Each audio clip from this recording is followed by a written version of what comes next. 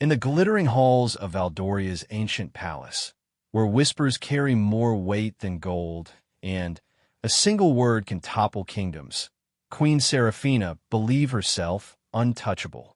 For 15 years, she had ruled with an iron fist wrapped in velvet gloves, her beauty matched only by her ruthless ambition. But power has a way of making people forget that even the mightiest can fall. On a rain-soaked Tuesday morning, when the Queen decided to publicly humiliate a lowly royal guard over a trivial matter, she had no idea she was about to unleash a storm that would shake the very foundations of her reign. Sometimes the most devastating truths come from the most unexpected sources, and Captain Marcus Thorne was about to remind the entire kingdom that honor, courage, and truth are forces more powerful than any crown. The morning mist clung to the towering spires of Valdoria's royal palace like ghostly fingers reluctant to let go of the night. Captain Marcus Thorne stood at attention in the palace's grand courtyard, his polished boots reflecting the pale autumn sunlight that managed to pierce through the gathering clouds. At 32, Marcus carried himself with the quiet confidence of a man who had earned his position through merit rather than birthright. His weathered hands, marked by years of sword training and battlefield experience, gripped his ceremonial lance with steady precision. The morning inspection was a daily ritual that had remained unchanged for centuries. Queen Seraphina Valdoria, resplendent in her crimson velvet cloak trimmed with ermine, moved through the ranks of her royal guard like a predator surveying her territory. Her emerald eyes, sharp as cut glass, missed nothing as they swept over each uniformed figure. The Queen's beauty was legendary throughout the kingdom, but those who served her closely knew that beneath that porcelain complexion lay a heart as cold as the mountain peaks that surrounded their realm. Marcus had served in the Royal Guard for 8 years, working his way up from a common foot soldier to captain through sheer determination and unwavering loyalty.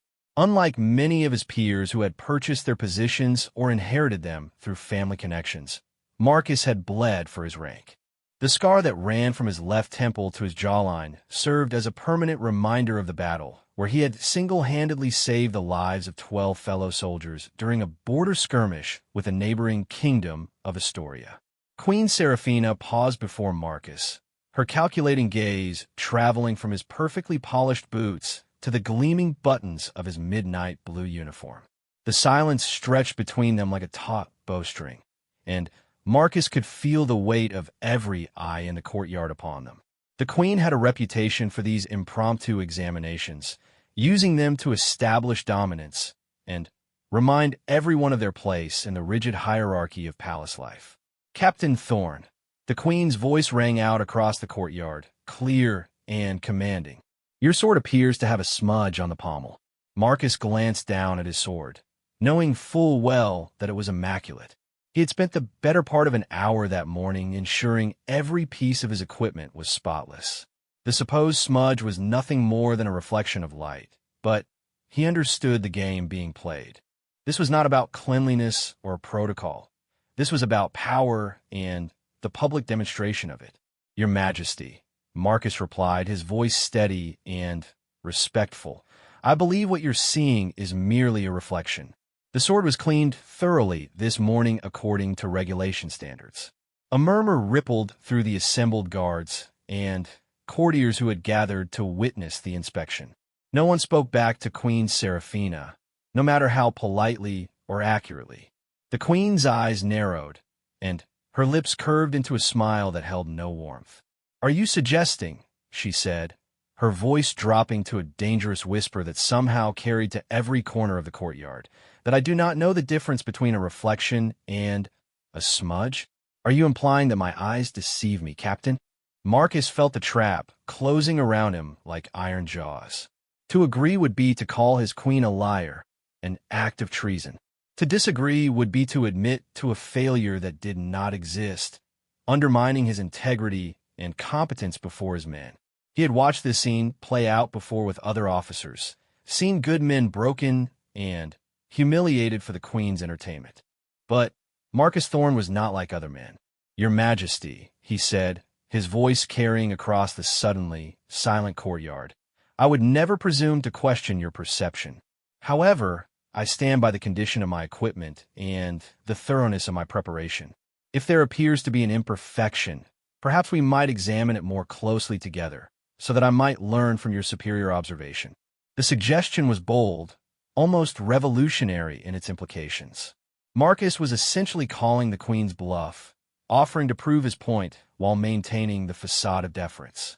The courtyard held its collective breath as Queen Seraphina's face went through a series of minute changes, anger flashing across her features like lightning before being quickly masked.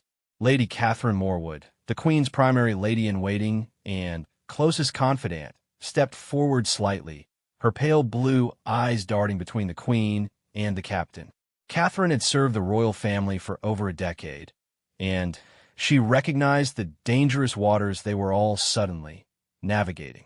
Her loyalty to the crown was absolute, but she also possessed enough political acumen to see disaster approaching like storm clouds on the horizon. "Your Majesty," Catherine interjected smoothly, "perhaps we might continue the inspection and address any equipment concerns privately, as is traditional." But Queen Seraphina was beyond such diplomatic solutions. The challenge to her authority, however politely presented, could not be allowed to stand. In her mind, the maintenance of absolute power required absolute submission, and Captain Thorne's reasonable response felt like rebellion. "Silence, Lady Catherine." The Queen snapped, her composure finally cracking. "I will not be managed or advised on how to conduct my own inspections." She turned back to Marcus, her green eyes blazing with fury. "Captain Thorne, you will clean your sword again, here, now, in front of everyone, and you will apologize for your insolence and your failure to maintain proper standards." Marcus felt something shift inside him, like a key turning in a lock that had been closed for too long. He thought of his father, a blacksmith who had taught him that a man's word was his bond, and that truth was worth more than comfort. He thought of his men, who looked to him for leadership and example. He thought of the kingdom he had sworn to serve, and wondered when serving the crown had become indistinguishable from serving one person's ego. "Your Majesty," Marcus said, and this time his voice carried a note of something that had been absent before. Not defiance exactly, but a quiet, unshakable conviction. "I cannot apologize for a fault that does not exist, nor can I perform a task that is unnecessary. My sword is clean, my conscience is clear, and my service to this kingdom has been honest and true." The words fell into the courtyard like stones into still water, sending ripples of shock through every person present. In the 15 years of Queen Seraphina's reign, no one had ever refused a direct order so publicly, so completely, so calmly. The Queen's face went white, then red, then white again. When she spoke, her voice was barely controlled, each word sharp as a blade. "Captain Marcus Thorne, you are hereby stripped of your rank and position. You will be escorted from this palace immediately and banned from these grounds for the remainder of your natural life. Your insubordination and disrespect will serve as an example to anyone else who might question my authority." Marcus straightened his shoulders and began the process of removing the insignia of his rank from his uniform. As he unpinned the silver captain's bars from his collar, he looked up at the Queen one final time. "Your Majesty," he said, his voice carrying clearly across the courtyard, "I have served this kingdom faithfully for 8 years. I have bled for it, fought for it, and would have died for it. I am proud of that service and regret none of it. But I will not serve a crown that demands I betray my own honor or lie about my own conduct. A kingdom that cannot tolerate truth from its protectors is a kingdom that has forgotten what it means to be worthy of protection." The silence that followed was deafening. Marcus removed his ceremonial sword and placed it carefully on the stone steps leading up to the palace entrance.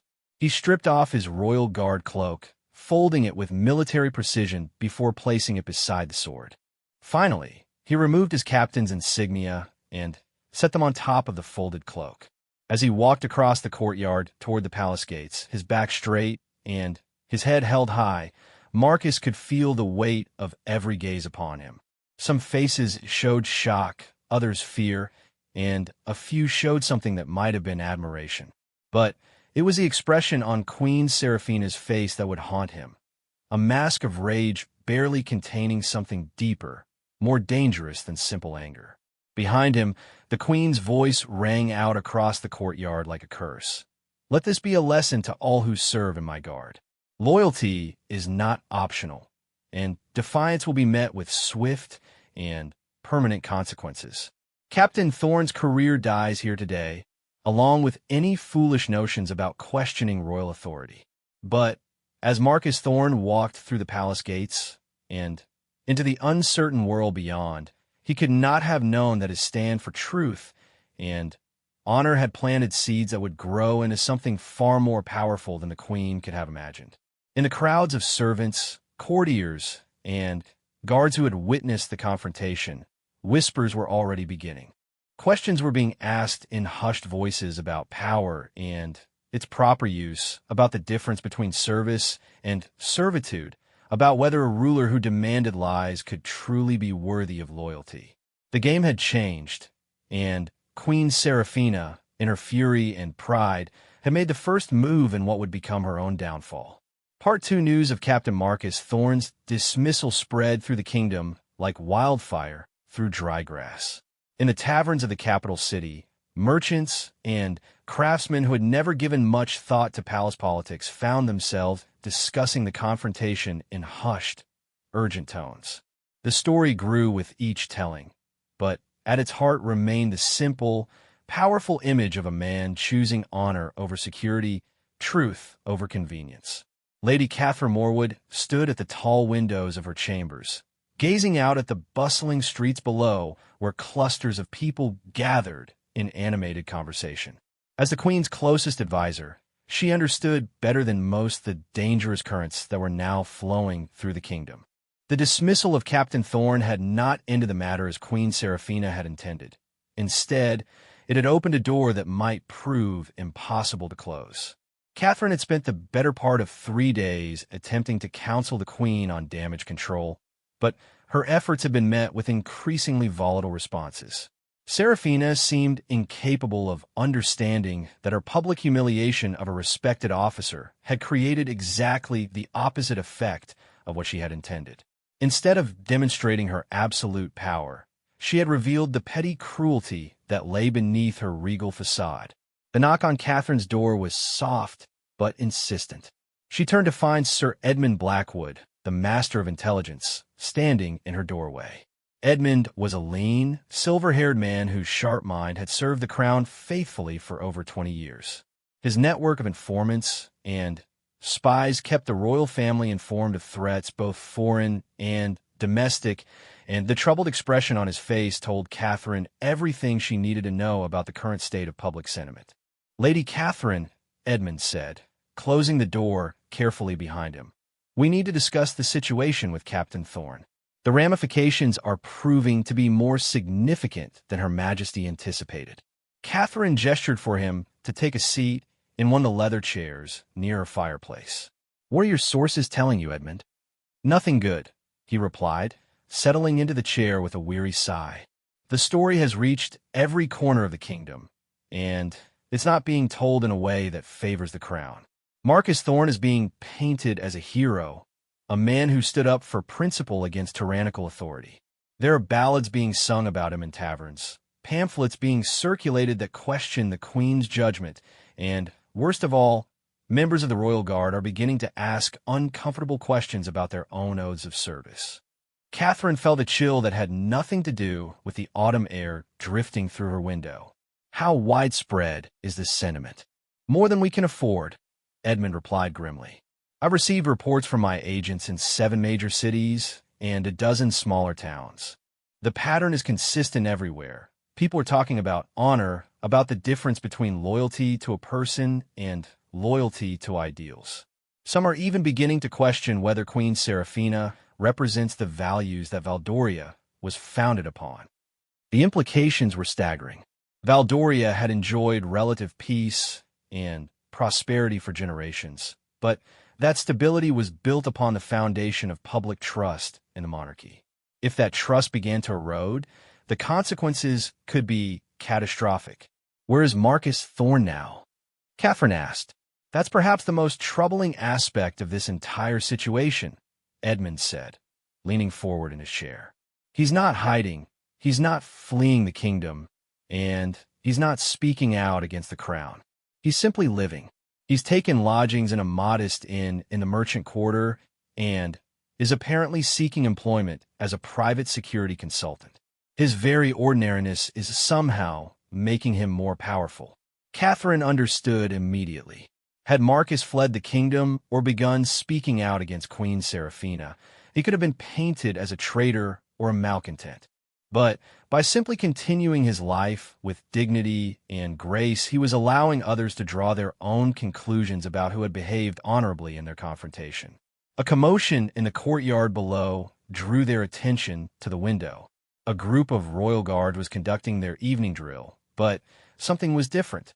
Their movements were precise as always, but there was a subdued quality to their interaction, a sense of men going through the motions while their thoughts were elsewhere.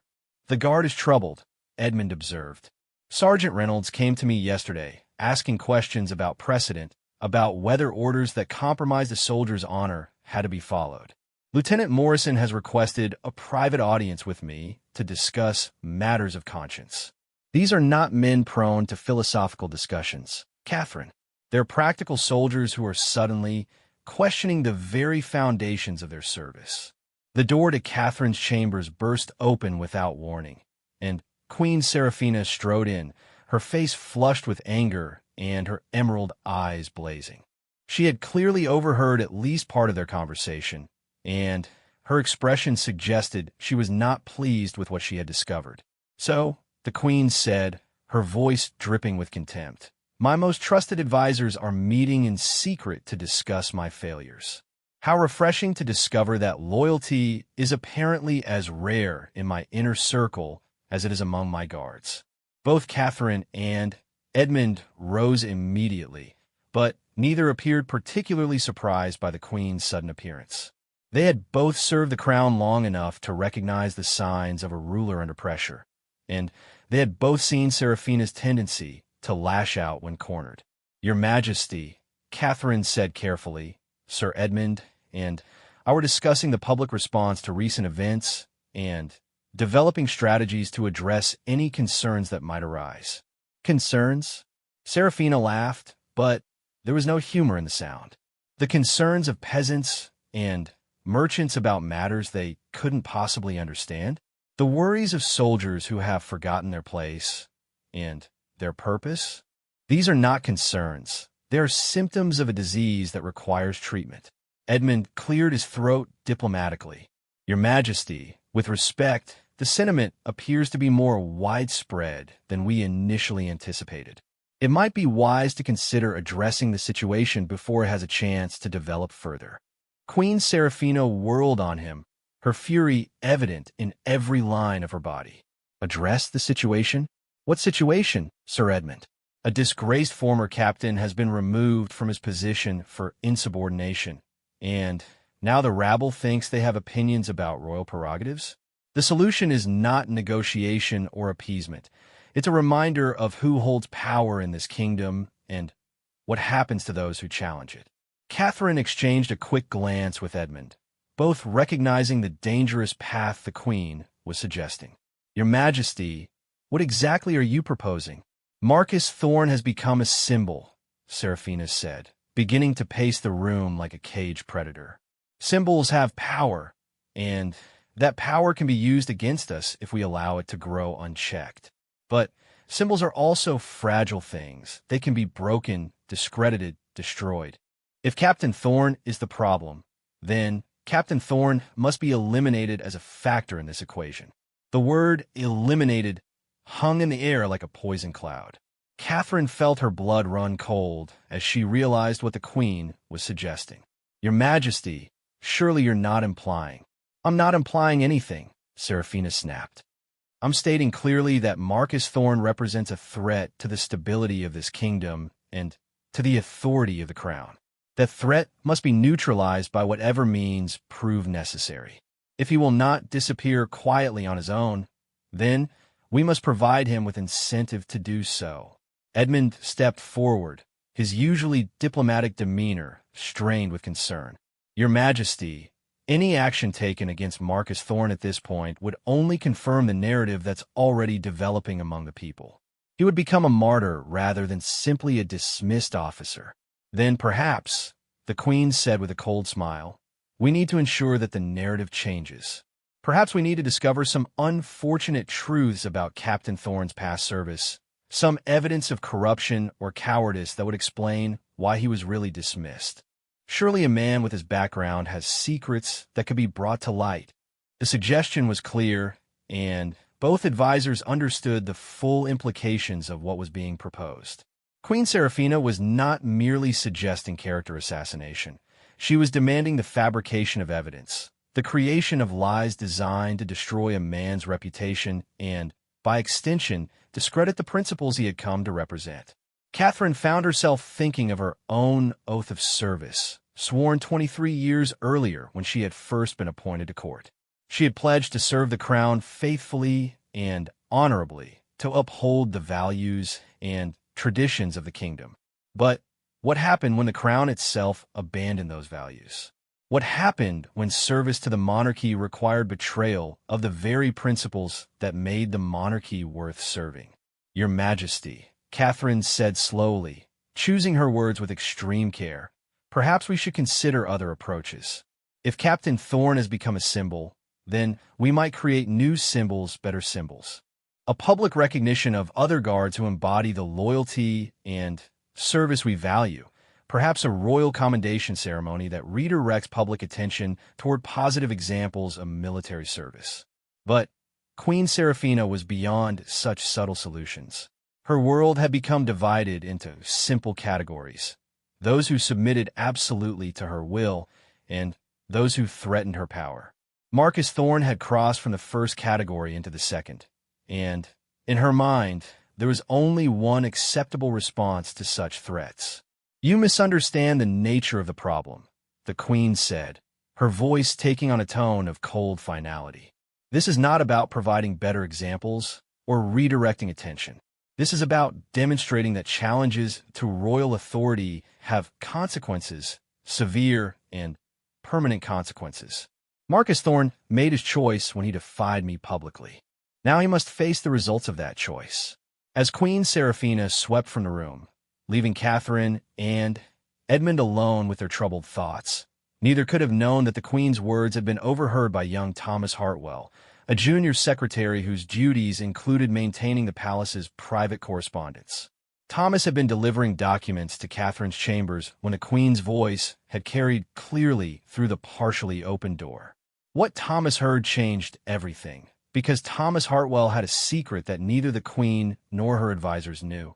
He was Marcus Thorne's cousin, and his loyalty to family ran deeper than his fear of royal displeasure. Part 3, the Brass Lantern Tavern, sat on a cobblestone street in Valdoria's merchant quarter, its warm yellow light spilling out into the cool evening air like honey from a broken jar. Inside, the air was thick with the scent of roasted meat and ale, and the low hum of conversation created a comfortable backdrop for the dozens of patrons who had gathered to escape the chill of autumn. At a corner table near the fireplace, Marcus Thorne sat alone, nursing a tankard of ale and studying a letter that had arrived that afternoon. The letter bore no seal or signature, but its contents were unmistakable in their warning. Your former position brings unwanted attention. For your safety and that of others, consider leaving Valdoria soon. A friend. Marcus had read the cryptic message a dozen times, trying to determine whether it represented genuine concern or veiled threat. In the 3 weeks since his dismissal from the Royal Guard, he had received several such communications, ranging from offers of employment in distant kingdoms to suggestions that his continued presence in the capital was becoming problematic for unnamed parties. The tavern door opened with a soft chime of bells, and a young man in simple brown robes entered, shaking droplets of rain from his cloak. Thomas Hartwell looked nothing like his cousin, where Marcus was tall and broad-shouldered, Thomas was slight and scholarly, with intelligent brown eyes that missed little behind wire-rimmed spectacles. But there was something in the set of his jaw and the directness of his gaze that marked him as family. Thomas spotted Marcus immediately and made his way through the crowded tavern, sliding into the seat across from his cousin with practiced ease. "You look well for a man whose reputation is supposedly in ruins," he said quietly, signaling the barmaid for ale. "I sleep better than I have in years," Marcus replied with a slight smile. "There's something to be said for having a clear conscience. How are things at the palace? Still serving as keeper of royal secrets. More secrets than I'm comfortable with, it seems." Thomas's expression grew serious as he leaned across the table. "Marcus, I need to tell you something, and it's not going to be pleasant. There are plans being made regarding your situation." The warmth of the fireplace seemed to fade as Marcus studied his cousin's face. Thomas had always been careful, thoughtful, not given to dramatic statements or unfounded worries. If he was concerned enough to risk meeting in public, the situation was serious indeed. "What kind of plans?" Marcus asked. Thomas glanced around the tavern nervously before speaking in a voice barely above a whisper. "Yesterday evening, I overheard a conversation between Queen Seraphina, Lady Catherine, and Sir Edmund. The Queen she's not handling the public response to your dismissal well. She's convinced that you've become a threat to her authority and that drastic measures may be necessary to address that threat." Drastic measures? Marcus felt a familiar tension in his shoulders, the same sensation he had experienced before battles when danger was approaching, but had not yet revealed its full shape. "She spoke of eliminating you as a factor in the equation," Thomas said, the words coming out in a rush. "And when her advisors suggested that would make you a martyr, she mentioned finding or creating evidence of past misconduct that could be used to destroy your reputation. Marcus, I think she's planning to have you arrested on fabricated charges." Marcus leaned back in his chair, processing this information with the tactical mind that had served him well in military service. The strategy was not without precedent. Throughout history, rulers had dealt with troublesome individuals by discrediting them publicly before moving against them physically. A man arrested for corruption or treason generated no sympathy, no martyrdom, no dangerous inspiration for others. Did Catherine or Edmund agree to these plans? Marcus asked. "That's the interesting part," Thomas replied, taking a sip of ale to steady his nerves. Both seemed deeply uncomfortable with the Queen's suggestions. Lady Catherine attempted to redirect the conversation toward positive alternatives, and Sir Edmund warned repeatedly about the potential consequences of any action against you. But the Queen was beyond listening to advice. This information was both encouraging and troubling. If the Queen's closest advisors were reluctant to support her plans, it suggested that the political situation was more unstable than Marcus had realized. But it also meant that Queen Seraphina might act without proper counsel, making her dangerous in the way that desperate people often became dangerous. "There's something else," Thomas continued, glancing around the tavern again. "The palace is different since your dismissal. The guards are subdued, the servants are nervous, and there's a sense that everyone is watching everyone else.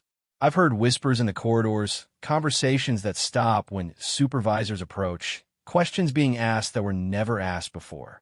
"What kind of questions?"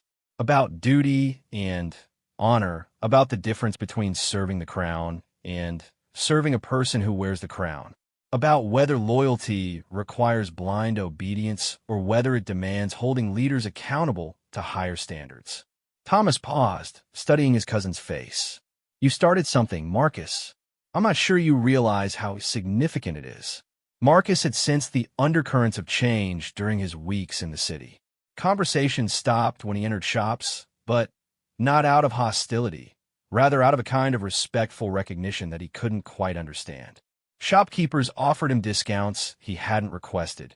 Former colleagues from the guard nodded to him on the streets despite the risk to their own positions, and ordinary citizens seemed to look at him with something approaching admiration. "I never intended to start anything," Marcus said quietly. "I simply refused to lie about my own conduct." Sometimes that's all it takes, Thomas replied. Sometimes one person's refusal to participate in a corrupt system is enough to make others question why they continue to participate themselves. The tavern door opened again, and this time the figure who entered caused a stir of recognition throughout the room. Sergeant David Reynolds of the Royal Guard stood in the doorway, still wearing his uniform despite the late hour. He was a veteran of 15 years' service, a man known for his unwavering dedication to duty and his absolute reliability.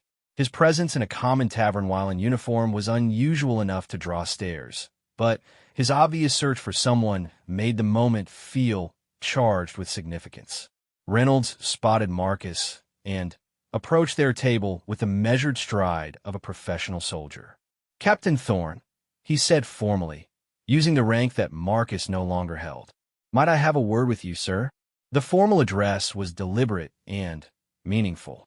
By referring to Marcus by his former rank, Reynolds was making a statement about where he believed authority and respect truly lay. Marcus gestured to an empty chair, and the sergeant sat down heavily, as if carrying a great weight. "Sergeant Reynolds," Marcus said warmly, "it's good to see you. How are the men?" "Troubled, sir," Reynolds replied without hesitation. "We've been soldiers long enough to understand orders, but what happened in the courtyard, that wasn't about military discipline, was it? That was about something else entirely." Thomas shifted uncomfortably in his seat, clearly understanding that he was witnessing something that could have serious consequences for everyone involved. A serving member of the Royal Guard seeking out a dismissed officer to discuss matters of duty and authority was not merely against regulations. It was potentially treasonous. "What can I do for you, David?" Marcus asked, using the sergeant's first name to signal that this was a conversation between men rather than a formal military consultation. "The lads have been talking, sir, and there's things being said that maybe shouldn't be said, but need saying just the same." Reynolds paused, seeming to gather his courage. "There's questions about what we swore to serve, about whether following orders that go against conscience is really following orders at all. Some of the men are starting to wonder if what happened to you could happen to any of us who show a bit of backbone." "And what do you think, David?" Reynolds was quiet for a long moment, staring down at his hands. When he looked up, his expression was that of a man who had wrestled with difficult questions and reached uncomfortable conclusions. "I think, sir, that you showed us what honor looks like in practice rather than just in theory. And I think that scares the Queen more than she's willing to admit." He leaned forward, lowering his voice. "There's word going around that things might get worse for you before they get better. Some of us wanted you to know that not everyone in the palace has forgotten what loyalty really means." The implications were staggering. If members of the Royal Guard were beginning to question their allegiance, if they were reaching out to offer support to a man their queen considered an enemy, then the foundations of royal authority were more damaged than anyone had realized. "David," Marcus said carefully, "I appreciate your words, but I don't want any of you risking your positions or your futures because of what happened to me. I made my choice knowing the consequences, and I can live with them. But you men have families, responsibilities." "Begging your pardon, sir," Reynolds interrupted, "but some things are more important than security. You taught us that whether you meant to or not. And if we let fear keep us quiet when we see wrong being done, then what kind of men are we? What kind of soldiers?" As Sergeant Reynolds left the tavern, disappearing back into the rain-soaked streets, Marcus found himself grappling with the realization that his personal stand had become something much larger and more complex than he had ever intended. The simple act of refusing to lie about his sword's condition had somehow evolved into a symbol of resistance against arbitrary authority, and that symbol was taking on a life of its own. Thomas leaned across the table, his expression grave. "Marcus, you need to understand what's happening here. This isn't just about you anymore.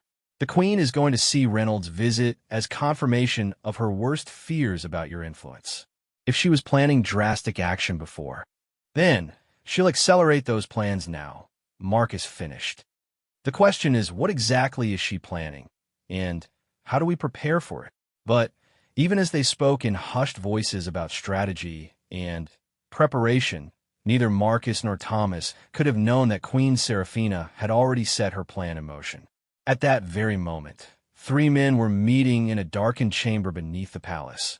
Men whose loyalty could be purchased and whose consciences posed no obstacle to the work they were being asked to do.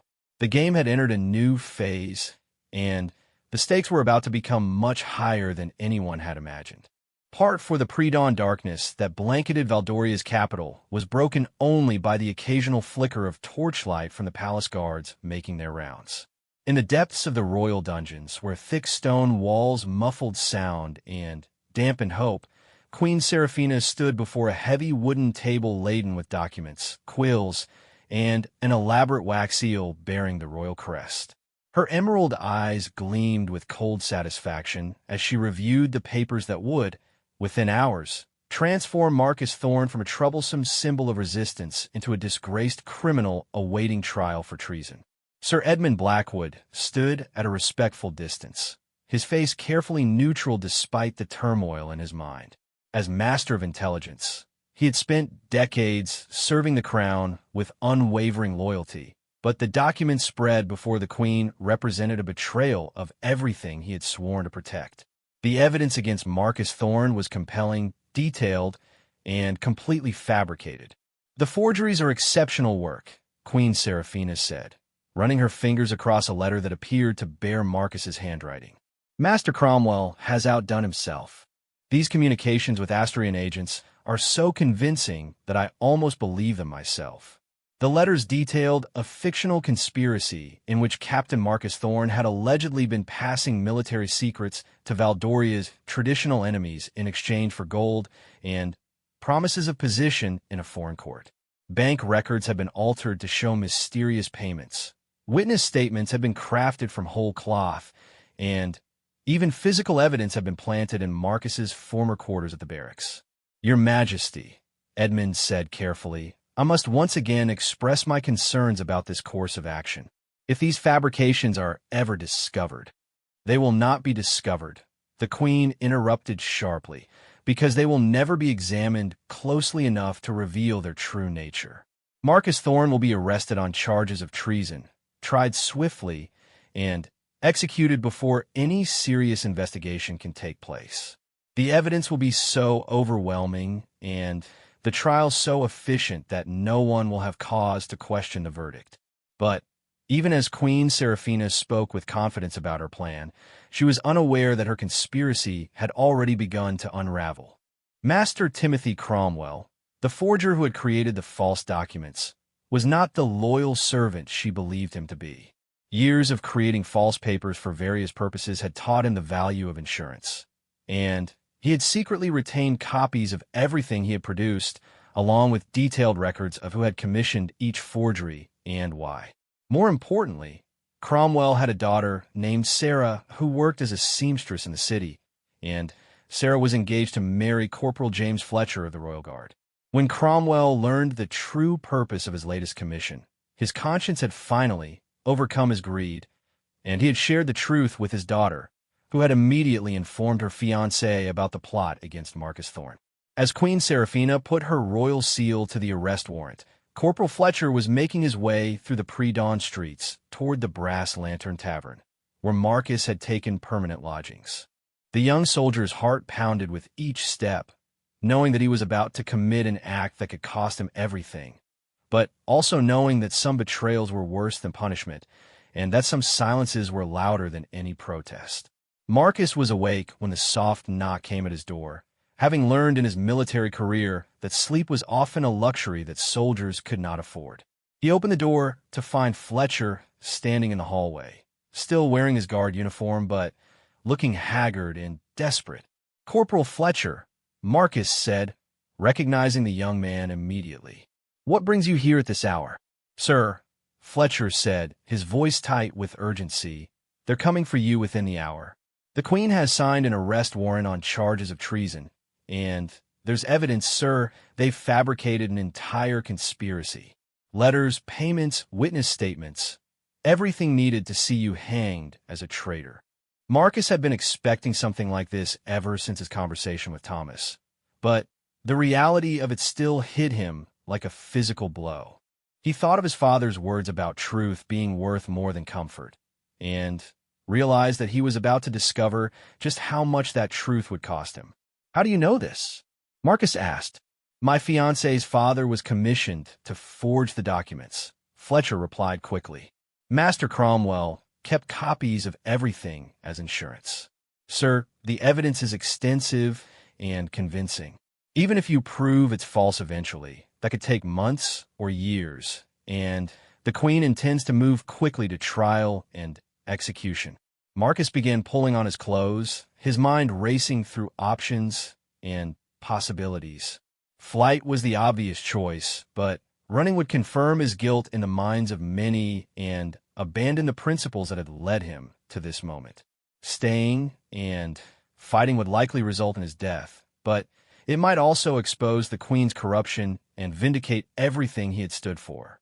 "Corporal," Marcus said, strapping on his sword, "why are you risking everything to warn me? You don't owe me anything." Fletcher straightened his shoulders, and for a moment he looked older than his 23 years.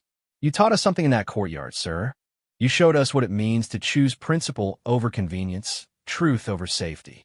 If I stay silent while they destroy you with lies, then everything you stood for dies with you, and I become part of the corruption instead of part of the solution." The young man's words crystallized something in Marcus's mind, a realization that had been building over the past weeks. This was no longer about him or his personal honor. This was about the soul of the kingdom itself, about whether Valdoria would be ruled by law and justice or by fear and arbitrary power. "James," Marcus said, using the corporal's first name, "I need you to do something for me, something that could be even more dangerous than warning me about the arrest." "Anything, sir." Marcus pulled out a piece of paper and began writing quickly. "I want you to take this message to Master Cromwell and ask him to gather all the evidence he has about the forgeries. Copies of everything, along with records of who commissioned them and when. Then, I want you to take everything to Sir Edmund Blackwood. Tell him that if he wants to serve the crown with honor, this is his chance to choose which crown he serves, the abstract ideal of monarchy or the corrupt reality of what Queen Seraphina has become." Fletcher took the message, understanding immediately the magnitude of what was being asked. "Sir, what about you? Even if we expose the forgeries, they'll still try to arrest you for the original charges. Let them come," Marcus said with a calmness that surprised him. "I won't run from false charges any more than I ran from true ones. But this time I won't face them alone." As Fletcher disappeared into the pre-dawn darkness, Marcus made his way not toward hiding or escape, but toward the central square of the city, where a platform stood that was traditionally used for royal proclamations and public announcements. If Queen Seraphina wanted a public confrontation, he would give her one, but on his terms, in the light of day, where truth and lies would be equally visible to all who cared to look. By the time the Royal Guard arrived at the Brass Lantern Tavern with their arrest warrant, they found Marcus's room empty except for a note addressed to Queen Seraphina. The note was simple and direct. "Your Majesty, if you wish to arrest me for treason, you will find me in the central square at noon, where I will address the people of Valdoria about truth, honor, and the difference between service and servitude. If your charges have merit, they will stand up to public scrutiny. If they do not, then perhaps it is time for this kingdom to consider what kind of ruler it truly wants." Meanwhile, Corporal Fletcher had successfully reached Master Cromwell, who had indeed retained detailed evidence of every forgery he had created. The old craftsman's hands shook as he handed over the damning documents, realizing that he was signing his own death warrant, but unable to live with the alternative.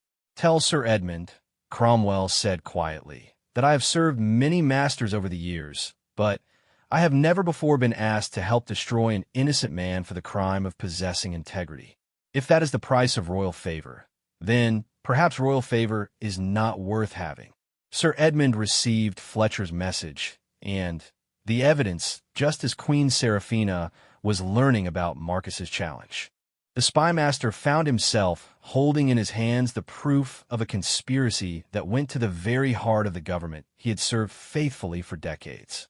The choice before him was stark and unforgiving: remain silent and become complicit in judicial murder, or speak out and likely face charges of treason himself. But as Edmund studied the forged documents and read Marcus's message, he found himself remembering his own oath of service, sworn so many years ago to a young and idealistic queen who had spoken passionately about justice, honor, and the sacred trust between ruler and ruled. That queen had been replaced over the years by someone harder, colder, more concerned with power than with principle. But Edmund realized that his oath had been to the ideals she once represented, not to the woman she had become. As the clock tower began to chime the noon hour, thousands of people gathered in Central Square to witness what many sensed would be a pivotal moment in their kingdom's history. Marcus Thorne stood on the platform, no longer wearing the uniform of the Royal Guard, but dressed in simple civilian clothes that somehow made him appear more rather than less authoritative.